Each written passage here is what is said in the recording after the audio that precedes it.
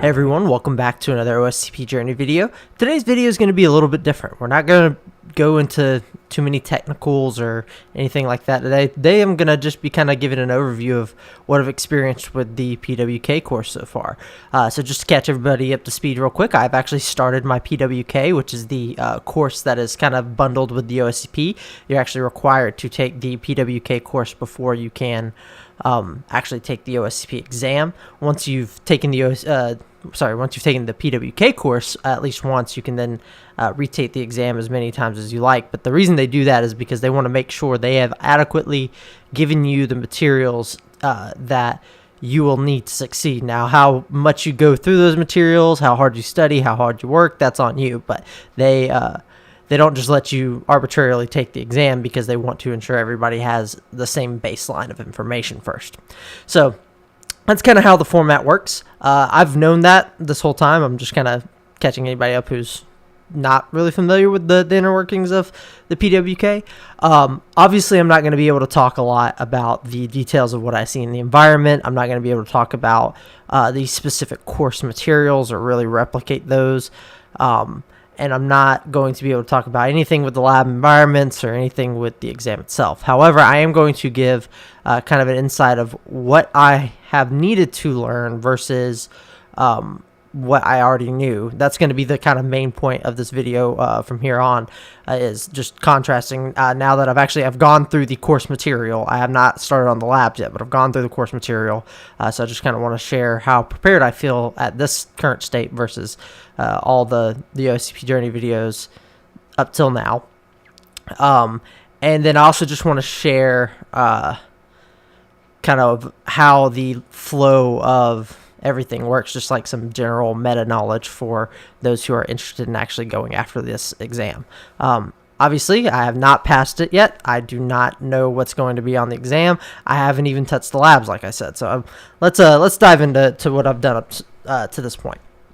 So when I was ready to take the PWK, or start it anyway, all right, you had to go through the registration process. So registration for the PWK consists of a couple different little meta details that if you're just looking into this exam, you may not really be all that familiar with it. It was kind of confusing to me at first, but they have things pretty kind of concise, or not really concise, but trying to think of the best word for it. They got a protocol to it. That's how I'll word it. So the protocol for signing up for your PWK requires that you have a valid domain. So this can be your work email. This can be a domain that you've purchased and has email, but you can't use a free email address like a gmail.com, Yahoo, whatever. You will need one of those, but to sign up initially, you will need like an actual domain you own. They do that to kind of filter out just random people signing up for the exam. They want to know that you are a it's part of identity verification. They want to know that you're actually a legitimate person trying to take this professional course and exam and get certified. They don't want just anybody, some random person from an island out in the Atlantic Ocean that is hiding away and trying to learn how to do hacking for illegal stuff. It's kind of their CYA is how I've interpreted it. I could be totally wrong about that. That's just my interpretation of it. But it helps them with identity verification is what it does. So for me, I am actually employed and I work in security, so I was able to just use my work email address for that part. I also have my own injection.org. As you guys see on the intro of every video, I actually have my own domain for that, so I could have used that if I didn't already have a job that was security focused. Mind you, your job doesn't have to be security focused, but you would need a work domain and you would need to be allowed to use that. In my case, that was no issue. Once you do that, you will need a regular domain to fall back on because most employers, as far as security professionals goes, because your employers are paying for it, they recognize that you will also have to have a personal email tied to the account just in case you ever stop working for that employer. So once you've signed up initially and are getting ready to pay and all that kind of stuff, during the registration process, you have to give that one professional domain email, and then you also give them kind of a backup or fallback email that's your personal email. And from this point on, most of the transaction and registration details will get sent to the professional domain, but after you're signed up and ready to go, they'll send a copy of like your connection packet details and all the other information you know to both emails. So if you're not able to check your work email from home, for example, you'd be able to log in and the same information should be sent to your personal email. So that's kind of how that works. Just to kind of walk through the registration process, because it's different and it seems kind of sketchy if you've never done it before. It definitely threw me off. I had no idea what I was getting into. As the time of this video, this is how the registration process works. Once you sign up, doing all the things I just talked about, you will receive you will select a start date for your course as part of the registration process. The start date is usually a couple weeks out, like a week or two.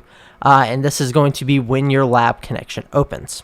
Okay, this is important because PWK wants to, or Offensive Security wants to provide a very streamlined and reliable experience for your environment. So what they do is they send you a connection packet, and you have 72 hours, I believe, to test and verify that you're not having any issues connecting to the VPN, work with their support staff and all that kind of stuff. And the purpose of this is they don't want you to sign up for a course and then, you go home and maybe you live in a rural area, or you have like a really bad satellite internet connection, or maybe your ISP is just unreliable. They want to be able to catch those holes and nip that in the butt, because they don't want you to have a low quality course taking experience because of things outside of their control. So if there's something they can help you with, they want to ensure that experience is streamlined. But if you just don't have adequate internet connection where you're at to facilitate taking the exam, there's not a whole lot they can do about that for you. And so you want to figure that out before you actually pay. Like, you haven't even paid at this point, mind you, before you actually pay and move forward with the exam. They don't want you to waste your time and money, and they don't want you to waste their time and money. So that's kind of the idea there. So you'll have 72 hours to verify and validate your connection settings and make sure everything is working. During this, you're not allowed to interact with the environment at all. It may be siloed off. I don't know. I did honor system and I didn't poke around, which is really hard to do as a hacker. But yeah, you just connect in and verify everything is working. And you actually cannot pay for the exam until you and this, keep in mind, this is at the time of this video. By the time you are watching this, if this is 2 years later, or however, if this video is still on the internet, this could be totally not how they operate anymore. But at the time of this video, you cannot pay for your registration until you have signed in through the VPN. So the way it works is you log into the VPN, and then there is a website that you're going to connect to that will have a link that you can then use outside of the VPN connector. So there's a website inside the VPN's network that you can only access while connected to the VPN. That site has your unique link for you to pay for the course. And they do that so that way you validate that you're actually able to connect to the OffSec Labs network successfully and operate with the environment, at least in a capacity that is good enough to pay for the exam. So I'm not sure how deeply that validates anything, but it at least tells them that you were able to connect and you facilitate the VPN connection. You didn't have any issues connecting to the VPN. That's we've said that like 4 different times now. That's the whole point of it. So once you've got that, you get your payment link, then you can pay. The reason I'm talking about all this is because I went in, I got my my employer fortunately was paying for this as part of continuing education for my current career, so I'm very fortunate in that aspect.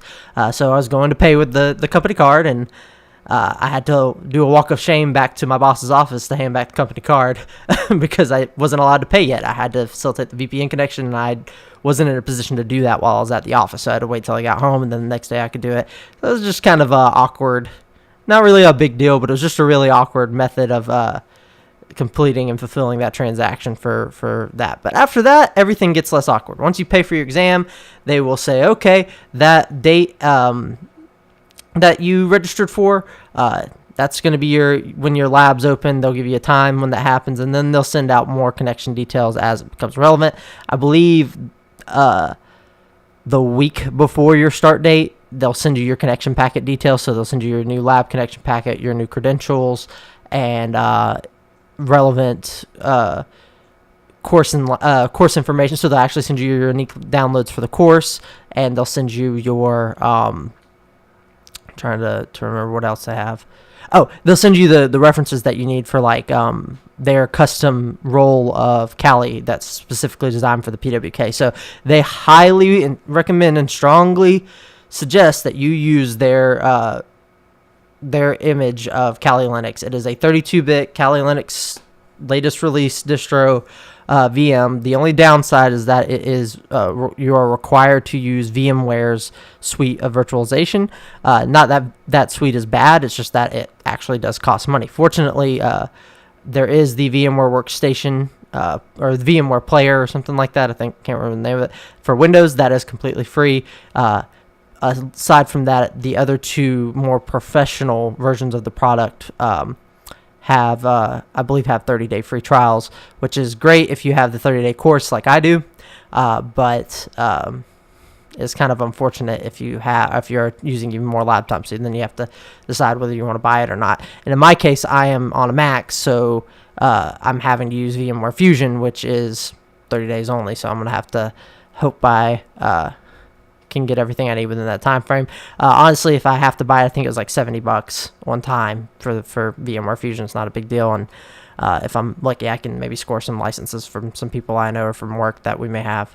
I don't know, but that's just a forewarning that is a requirement for using that VM. However, the good thing about going with that VM is it's 32-bit. It has all the things you need for the course. It's like I said, it's custom built. And the VMware suite of virtualization tools is pretty nice. VMware Fusion is a perfectly adequate, if not better than VirtualBox tool to use for that kind of stuff. I'm just accustomed to a Vagrant VirtualBox kind of setup just because it's free and I can use that anywhere. That aside, the reason you do that is because you only need 32-bit for operating system for the course for all your buffer overflow exploits and stuff like that. And they also give you a Windows 7 VM in the network. It's not actually something they distribute, so they won't link you to that, but they'll tell you where it's at in the network and give you your credentials to connect to that. So they give you all that kind of stuff. It's basically all the materials you need plus the course information itself. So you'll download your course packet, which contains your course videos and the course PDF for the PWK, and that is the PWK. So that's how everything, if anything at this point has been confusing, that's how everything's broken down. The PWK is the Pen Testing with Kali course. That material is a PDF with a complementary suite of videos, or a suite of videos with complementary PDF, however you want to look at it. And basically it's just for those who learn better from watching videos, you can watch the videos. From those who learn better just reading through a PDF, you can just use PDF. I believe there's slightly more information and better context in the videos. I preferred those. However, overall, it's the exact same information between the videos and the PDF for the course. The PDF for the course has some more explicit, like, quote-unquote homework items that you do. They're not required. You're not actually required to like do any coursework or anything like that as part of the PWK. It's just recommended items that you complete as part of the course to make sure you're familiar with the material, so that way when you go do the exam, you're not getting just thrown into the deep end. All right, so with that, you have everything you need to get started, and your connection packet will let you into the lab networks on the date that you registered for. So again, when you register, you select what date that you would like to start. So make sure you check your calendar adequately and pick a date that you can actually start doing the labs. And I personally kind of goofed because I started the course. I could have started the course because you get the packet a little bit early. I could have started the course earlier than the labs. Instead, I am using I did use a week of my lab time to just focus on the course.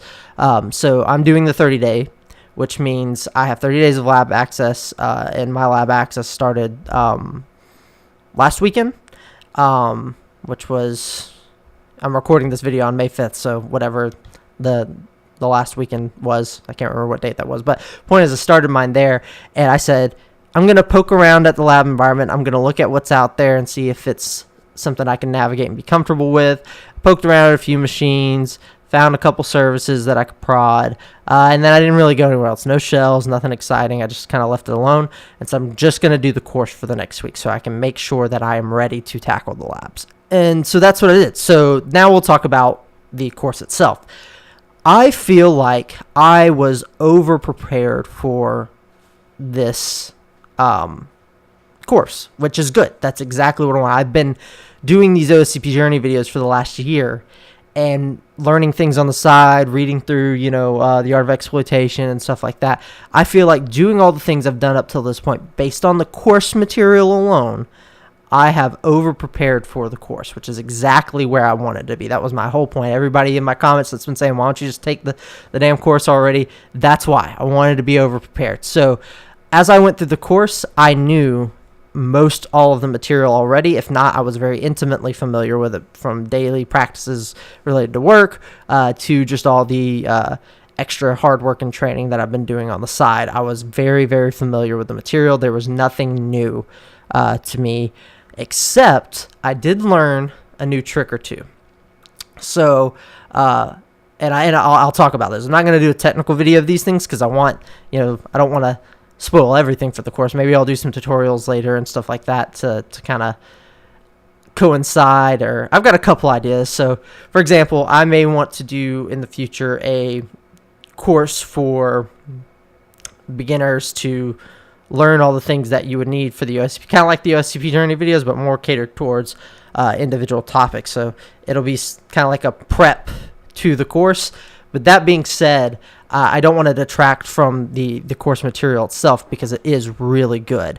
If you are feeling underprepared for this course, let me tell you, they take great care of you. The course material so far is fantastic. Even though it was most of the stuff that I knew personally, if I hadn't known it, they had it there for me to learn. It was so well-rounded and complete. They do everything from basic, like Linux basics. They don't hold your hand, but they help you get around the Kali environment and teach you about some of the basic things that you'll be exploring. You can't really be a Linux noob per se, but there are some very introductory, very helpful information, just like teaching like how to use the find command effectively, how to use locate, how to just how to get access to the things that you now have access to in the file system. So everything from that to here's some advanced Metasploit usage to walking you through like a mock pen test and showing all the things you can do. So they do everything in between. And two of the things that I learned that I actually knew of but didn't know how to do or had never abused was the concept of SNMP walking and the concept of zone transfers. So I want to talk about SNMP walking first. So SNMP is a service that's commonly used for like system logs. So it's got lots of juicy information on it. It tells you what tasks are running. It can tell you what users are logged in the box. Sometimes it can even leak credentials. And SNMP is usually really easily misconfigured and works on a concept of strings, I think it's called. There's like a public string that you can use that's common if in like default configurations of SNMP, and you can either walk it yourself just by netcatting in and letting data stream in, and you can parse it manually. And there's also tools. I think there's a tool explicitly called SNMP walk that you can use to kind of pull down useful information. So while it may not be a way in, it could be, like I said, there's potential for credentials. It will at least give you all of the possible system information you need as part of your recon. It will tell you what tasks are running, like I said, what users are logged into the box. It'll give you usernames. It'll give you system information. It'll give you just general meta about the system. It's really, really great for fingerprinting a system. So that is a new concept that I learned about that I was not familiar with before.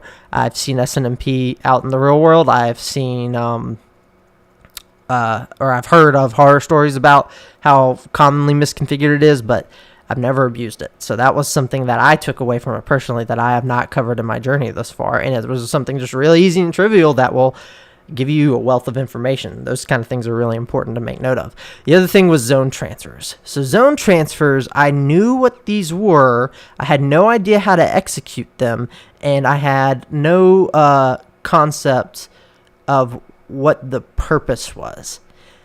Zone transfers are when a registrar or somebody who's got a DNS server configured, what have you, is prepping to transfer their DNS configurations, their zone files, to a new provider. So if you're on one registrar and you're managing your DNS server and you want to transfer your configs to another one, you will put your host that you're wanting to transfer from into a mode that facilitates zone transfers. And at that point, now your DNS server is basically serving up your DNS zone configuration, your zone files.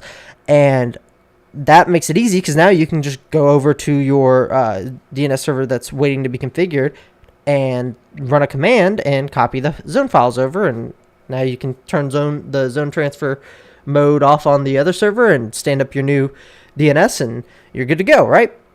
Well, the problem is if you do that and leave it publicly exposed, or maybe forget to turn it off, what have you, it gets really, really easy to abuse. And it's so easy. This is actually going to be the most technical part of this video. OffSec actually provides a fantastic little fake website setup called megacorp1.com. So if we do host -l megacorp1.com, and they have 3 name servers set up, and the one that's vulnerable to this, or it's not really vulnerable, but it's set up for facilitating domain transfers, is ns2 at megacorp1.com.